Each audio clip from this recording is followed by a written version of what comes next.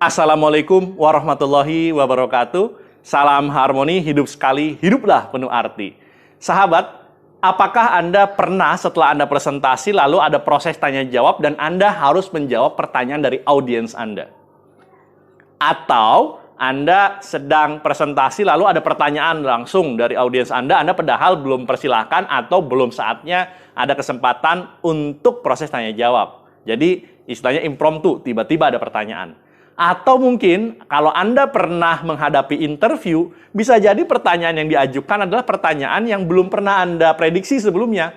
Jadi saya akan mencoba untuk menggali bagaimana cara bagi Anda untuk menjawab pertanyaan secara efektif. Tips dan trik melakukan sebuah proses tanya jawab, proses interview kalau Anda sedang menjadi seorang presenter atau interviewee, atau Anda yang sedang melakukan proses tanya jawab di sana. Bagaimana caranya menjawab pertanyaan dengan efektif? Saya akan paparkan terlebih dahulu. Kalau kita bicara pertanyaan, itu ada dua jenis pada umumnya. Adalah pertanyaan yang sifatnya adalah, ini kita sebut adalah pertanyaan. Pertanyaan. Oke, ada dua jenis pertanyaan pada umumnya. Adalah pertanyaan yang eksak. Ada pertanyaan yang umum. Kalau eksak itu pastinya misalnya 1 tambah 1 ya Anda harus jawab 2. Kemudian juga termasuk bicara tentang data. Pertanyaan berapa jumlahnya misalnya, kemudian juga termasuk berapa lingkar bumi, berapa keliling bumi, berapa luas bumi, luas suatu daerah, berapa luas sebuah bangunan, artinya bersifat eksak dan Anda harus menjawab dengan yang sesuatu yang eksak. Tapi ada juga pertanyaan yang sifatnya umum. Umum ini bisa macam-macam. Umumnya adalah bisa bersifat terbuka, bisa bersifat sosial. Artinya apa? Kalau ini adalah mutlak membutuhkan data yang rigid, yang benar, maka kalau ini adalah sesuatu yang sifatnya umum, pertanyaan yang bisa jadi ada proses yang tidak harus jawab secara eksak. Maka ini dua berjenis pertanyaan yang biasanya diajukan dalam proses interview, proses tanya jawab saat presentasi.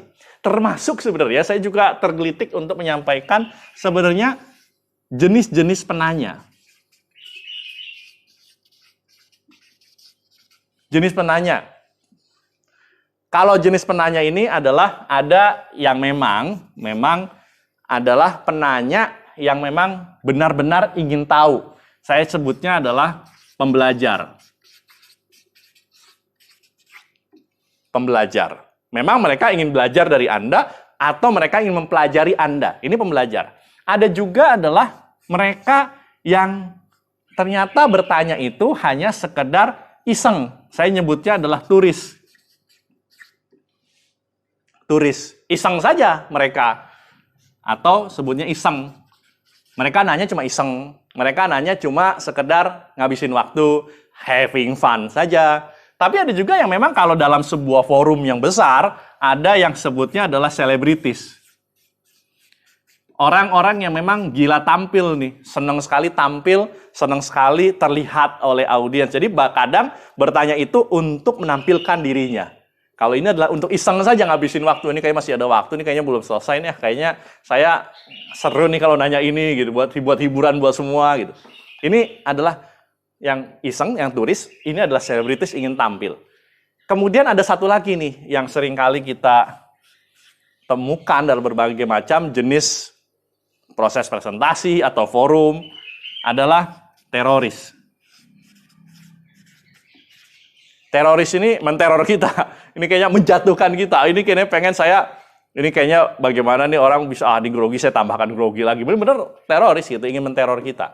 Ingin menguji kita bahkan. Itu seringkali seperti itu. Jadi ini adalah beberapa jenis penanya. Nah, sesungguhnya apapun jenis penanyanya, maupun jenis pertanyaannya, saya akan coba menjawabnya dengan tips dan trik yang biasa saya lakukan. Dan ini saya sudah lumayan ratusan ya presentasi, bahkan menghadapi berbagai macam jenis. Ada yang pembelajar, ada yang turis, ada yang iseng, ada yang selebritis, ada yang teroris. Ini sering kali gitu ya. Bahkan saya suatu saat pernah di-challenge oleh seseorang di sebuah forum besar saat itu. Benar-benar pertanyaan teroris itu. Sampai saat itu ditepuk tanganin oleh semua orang gitu, penanyanya. Itu kalau kita salah menjawab, kita habis tuh. Padahal baru sesi 3 hari, saya ditanya pertanyaan yang sangat-sangat menohok dan langsung pada pribadi, dan langsung kalau kita tidak bisa menjawab, maka kredibilitas kita di hari pertama, di jam pertama itu kan jatuh. Dan bisa jadi mereka akan, kalau video saya sebelumnya saya bicara tentang etos, patos, logos, itu pada etos kita langsung jatuh, dan bisa jadi pada saat patosnya kita akan langsung turun. Artinya audiensnya akan, lu nggak layak deh jadi pembicara kita selama 3 hari.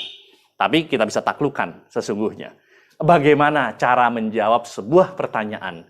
Saya akan menjawabnya. Minimal ketika kita menjawab pertanyaan, satu hal yang sering kali kita abaikan adalah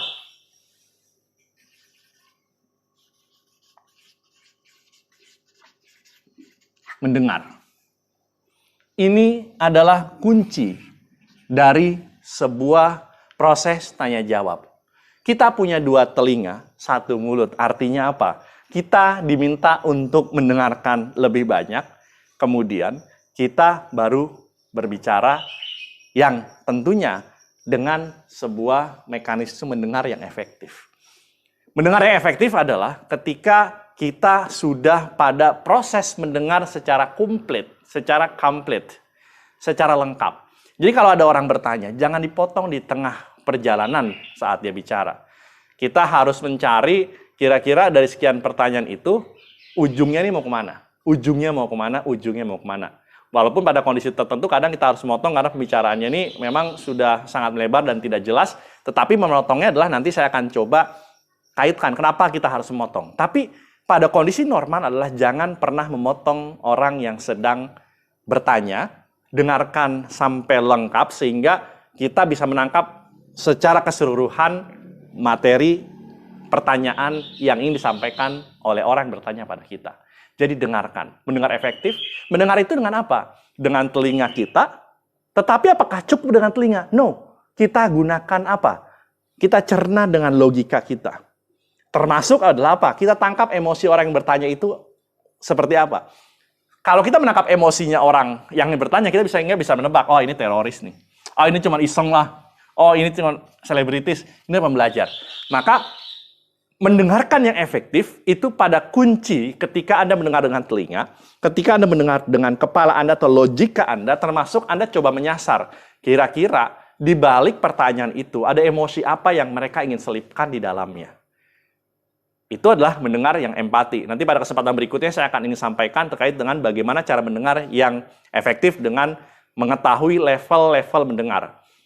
Di sini ingin saya katakan pada Anda, jangan memotong pembicaraan, dengar secara keseluruhan, tangkap apa yang ingin disampaikan, termasuk bisa jadi adalah Anda juga harus menangkap emosinya seperti apa. Apakah dia marah? Apakah dia sedang iseng? Apakah memang dia cuma sekedar wasting time saja? Apakah Anda memang sedang diuji secara maksimal oleh orang yang bertanya? Jadi dengarkan. Ketika Anda mendengarkan keseluruhan, maka Anda bisa yang berikutnya. Apa itu berikutnya? Maka ketika Anda sudah mendengar, Anda sambil mencerna pembicaraannya. Proses mencerna pembicaraan ini adalah memang Anda butuh yang namanya jeda waktu. Proses Anda berpikir. Apa? Ketika sedang berbicara sambil kita mendengarkan itu juga dengan frame-nya dia, emosinya dia kita tangkap, lalu kita cerna, oke, di balik pertanyaan itu, kalau saya bilang kepada Anda, kalau memang nanti di tengah-tengah mungkin terlalu panjang karena waktunya sangat sempit, kemudian termasuk saat itu juga bicaranya ngalor ngidul dan terlalu berputar-putar, sesungguhnya sesekali, memang kalau tadi saya bilang, Anda jangan memotong, pada kondisi tertentu kita bisa memotong dalam artian adalah untuk kira-kira kita cerna. Dan saat itu, prosesnya adalah untuk dapat mencerna lebih maksimal. Oke, terima kasih. Kalau boleh saya potong sebentar, apakah yang Anda maksud adalah terkait dengan hal ini? Oke, yang Anda tanyakan adalah bla bla bla bla bla bla. Benar seperti itu? Itu adalah bagian dari mencerna. Maka dalam proses mencerna ada proses jeda kita berpikir dan ada proses konfirmasi. Konfirmasi ini pada dua hal. Konfirmasi untuk diri kita, apakah kita menguasai materi yang ingin kita sampaikan atau kita memiliki bekal untuk bisa menjawab tersebut, termasuk mengkonfirmasi kepada audiens atau lawan bicara. Ini penting. Kenapa? Karena bisa jadi jawaban kita ini dari sudut pandang kita belum tentu menjawab sudut pandangnya beliau. Sudut pandang apa yang ini dimaksudkan. Atau bisa jadi adalah karena setiap orang kan punya bahasa dan cara menyampaikan yang berbeda-beda. Perbedaan bahasa, perbedaan gaya mencerna, gaya untuk menyampaikan itu, coba kita simpulkan dengan mengkonfirmasi dan mencerna. Jadi, mencerna itu mengkonfirmasi lalu kesimpulan atas inti pertanyaannya. Ini. Jadi, mencerna adalah proses yang kedua dengan cara kita ambil jeda waktu, kemudian konfirmasi dan kesimpulan. Jeda waktu itu juga termasuk adalah tekniknya ada banyak. Misalnya ketika Anda sedang proses bertanya, kalau Anda presentasi mungkin kan proses waktu yang masih memiliki waktu proses Anda mencerna, Anda bisa sambil ketika Anda bertanya, misalkan Anda berhadapan dengan audiens yang Anda bisa dekat, kemudian Anda bisa jalan ke podium Anda kembali, dan itu banyak tekniknya untuk hal seperti itu. Tapi adalah proses, Anda juga bisa terima kasih atas pertanyaan yang disampaikan, sangat menarik sekali. Itu juga jeda waktu tuh, beberapa detik. Sambil Anda menarik nafas, terima kasih atas pertanyaan yang sangat menarik sekali. Itu jeda waktu contohnya. Jadi, kesimpulan kalau Anda sudah menyimpulkan dengan tepat, ada istilah, kalau Anda tidak dapat menyimpulkan dengan baik, sesungguhnya Anda tidak bisa menjawab dengan baik. Kalau kita tidak kenal masalahnya, bagaimana kita mecahkan masalahnya? Jadi, ini penting. Kesimpulan yang benar, maka Anda dapat menjawab dengan benar. Tapi kalau kesimpulan Anda salah, ada kemungkinan nanti jawaban Anda akan salah. Jadi, ini penting menjawab pertanyaan dengan cara mencerna dulu pertanyaan intinya apa. Kemudian berikutnya adalah setelah kita tahu kesimpulan atas pertanyaan yang kita cerna tersebut, baru kita proses menjawab dengan efektif.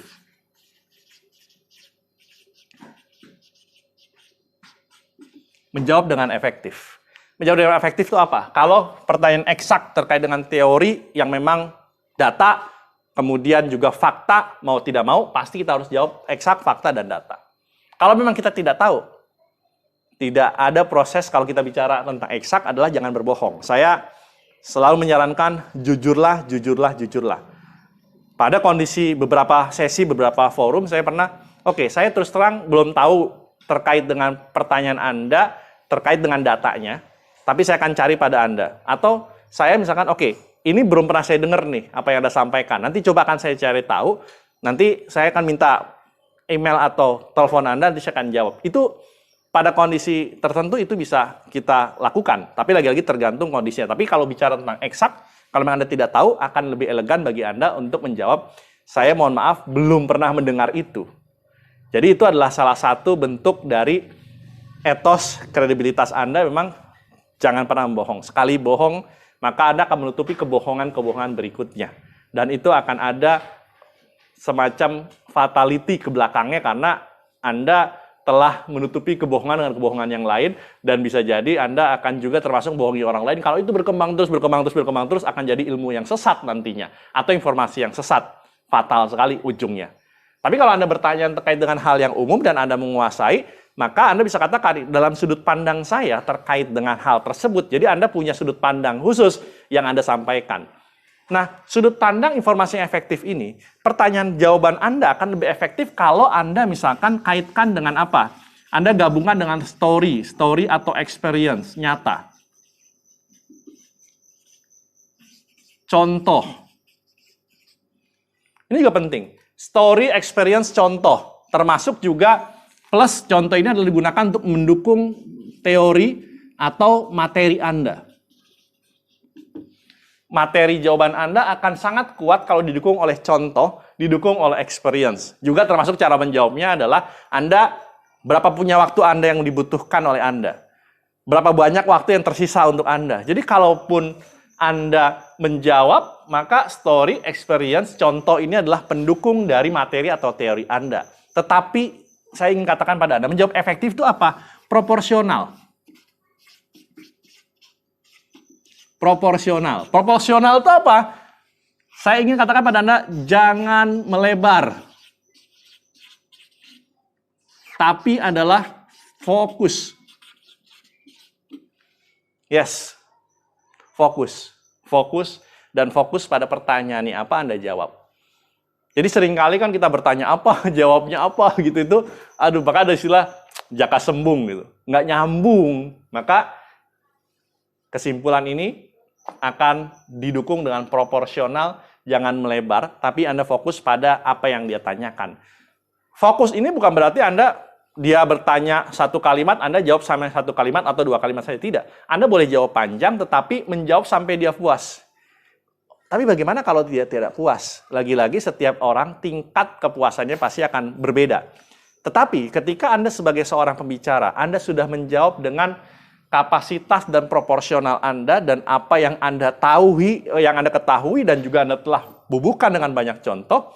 Berikutnya adalah kalau ada punya keterbatasan waktu, Anda bisa lanjutkan misalkan diskusi di luar setelah proses interaksinya. Kemudian bisa gali lagi. Dan tentunya yang terakhir adalah kalau kita sudah bicara tentang hal tersebut adalah Anda punya yang namanya kemampuan atau Anda punya namanya kesempatan untuk bisa kembali mengkonfirmasi ulang. Konfirmasi ulang. Gimana? Apakah sudah menjawab dari apa yang sudah Anda tanyakan? Ataukah masih ada hal yang perlu digali lebih dalam? Itu adalah juga bisa kita lakukan. Tetapi tidak semua memang membutuhkan konfirmasi, terutama untuk yang sifatnya teroris ini nanti ada khusus ya. Artinya kalau dia ingin menjawab seperti itu, kita jangan, saya nggak mau jawab. Pertanyaan Anda ini hanya untuk menguji saya, juga jangan begitu. Tetapi kita ingin coba penuhi. Kalau orang teroris kan sebenarnya adalah bagian dari untuk apa nih sebenarnya hasrat di belakang pertanyaannya. Kalau hanya sekedar untuk menjatuhkan Anda, maka Anda tunjukkan Anda punya kredibilitas yang oke untuk bisa menjawab pertanyaan yang diajukan. Itu adalah, saya selalu bilang, kalau ingin menjatuhkan para teroris ini nggak usah dijatuhkan lah, tetapi dijadikan para teroris ini adalah sebagai penguat untuk diri Anda lebih oke. Jadi jadikan mereka sebagai senjata pendukung Anda gitu. Ketika suatu saat dia sudah kita taklukkan dengan cara kita manfaatkan, itu yang tadi saya cerita di awal, saya pernah ditanya, di challenge pertanyaan di hari yang pertama, di jam pertama. Saat itu akhirnya apa? Ketika sesi terakhir, 3 hari dia sampai bilang, kalau Anda merasa tidak sesuai apa yang saya katakan pada Anda di awal ketika bertanya, maka Anda boleh setelah 1 jam mendengarkan saya, Anda boleh pergi, Anda nggak usah ikut 3 hari materi kita. Tetapi kalau Anda merasa ini bermanfaat, silahkan Anda tetap bertahan di sini. Nanti kita bisa diskusi lebih lanjut, kita eksplorasi dari apa yang Anda tanyakan ini sampai hari ketiga. Tapi kalau Anda mau pergi setelah ini juga nggak apa-apa, saya tidak akan laporkan atasan Anda, ataupun kita feel free saja. Itu adalah hak Anda untuk tidak mengikuti sesi kita. Dan ternyata sampai hari terakhir, duduk di sana. Dan kemudian apa? Berterima kasih. Dan bahkan meminta maaf di forum. Bahkan beliau yang teroris ini, yang ditepuk tanganin karena ingin menjatuhkan kita sebagai pembicara, itu akhirnya apa? Dia minta maaf. Sampai dia bicara meminta maaf kepada kita di depan forum. Saya sebenarnya meragukan apa yang ingin disampaikan oleh Pak Latif saat itu. Tapi saya merasa akhirnya apa yang disampaikan ini adalah sangat menarik. Dan sangat menjawab apa yang menjadi keresahan saya. Dan akhirnya saya duduk sampai di sini dan saya menganggap apa yang disampaikan ini adalah sangat baik sekali. Dan ini adalah bagian dari pengalaman yang menarik. Teman-teman semua, taklukkan para teroris ini dengan tidak menjatuhkan mereka, tetapi meyakinkan mereka bahwasannya kita kredibel. Kesan para audiens adalah tergantung pada apa yang Anda sampaikan. Kalau Anda menyampaikan dengan efektif, Anda menyampaikan dengan sangat baik, Anda bisa menaklukkan mereka tanpa harus menjatuhkan, tapi Anda merangkul menjadi kawan dan bisa menjadi orang yang malah akan menjadi penguat Anda. Bahkan pada orang-orang yang teroris, kita juga bisa belajar dari para pembelajar untuk sama-sama, kalau dia punya kekuatan dan punya pengetahuan yang banyak, manfaatkan. Manfaatkan mereka untuk dapat membantu Anda menjawab apa yang menjadi pertanyaan atau melengkapi apa yang kita sampaikan. Itu dalam proses presentasi. Dalam proses interview tergantung dari apa tujuan utama dari interview atau tanya jawab yang Anda ingin lakukan. Tetapi lagi-lagi setiap kali kita ingin melakukan sebuah proses tanya jawab, proses interview, ada mendengar dengan baik, cerna semuanya. Kalau Anda masih belum menangkap, Anda konfirmasi ulang, Anda simpulkan dengan benar, karena kalau salah menyimpulkan, salah menjawab. Tetapi kalau kita sudah menyimpulkan dengan baik, maka kesempatan Anda untuk menjawab dengan baik sangat terbuka lebar. Lalu kemudian menjawab efektif, padukan materi atau teori dengan contoh dan experience, sampaikan juga sesekali dengan storytelling yang oke. Lalu kemudian proporsional, sesuaikan dengan waktu, sesuaikan dengan fokus pada apa yang ditanyakan, jangan pernah melebar karena akan jadi jaka sembung atau tidak nyambung. Dan berikutnya adalah konfirmasi tentang kepuasannya. Kalau ada yang ingin tanyakan lagi, silahkan kita bisa diskusi lebih lanjut. Kalau waktu tidak cukup, maka Anda bisa berdiskusi di luar forum, dan seringkali banyak diskusi-diskusi yang lebih menarik di luar forum dan menjadi kita lebih engage dengan para audiens. Itu adalah pengalaman saya. Kalau Anda punya hal-hal lain, pengalaman-pengalaman lain yang Anda mau sharingkan, silahkan bisa diskusi di kolom komentar, bisa call saya, chat melalui Instagram saya @abdullatifku, kita bisa berdiskusi, bahkan kita bisa kolaborasi bareng untuk menggali lebih dalam tentang apa yang ingin kita gali dan bahas lebih mendalam lagi. Terima kasih, semoga membantu, semoga bermanfaat, dan terus berlatih karena latihan yang Anda lakukan akan mendukung kemampuan Anda berikutnya. Salam harmoni, hidup sekali, hiduplah penuh arti. Salam sehat dan produktif selalu untuk kita semua. Assalamualaikum warahmatullahi wabarakatuh.